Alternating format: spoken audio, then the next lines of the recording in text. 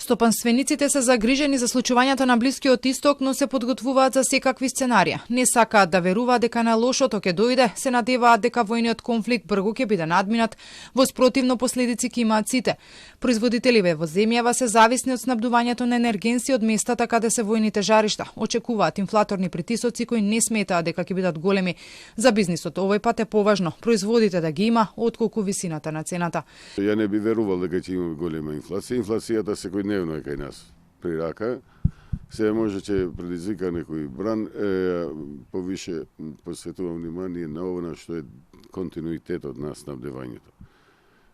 Не на снабдевањето, колку што на инфлацијата визави цените кои што би се зголемиле. Таа не би имало некој драстичен скок, да нема психолошко влијание да се набавува зали непотребно, затоа што робата дали е во маркет или од кај тебе дома, важно да ја има.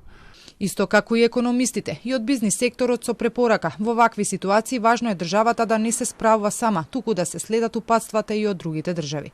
Дали ние како стопанство, стопанственици, дали државата која ќе креира политики, треба да бидеме спремни, да бидеме умни. Утре регулаторна треба да ги соопшти новите цени на горивата. Стравот кај населението дека ќе бидат значително поскапени, деновиве ги наполни бензинските. На некои пумпи можеше да се забележи дека или не се точи одреден дериват, или количините се ограничени, што го отвори прашањето дали е стабилен пазарот.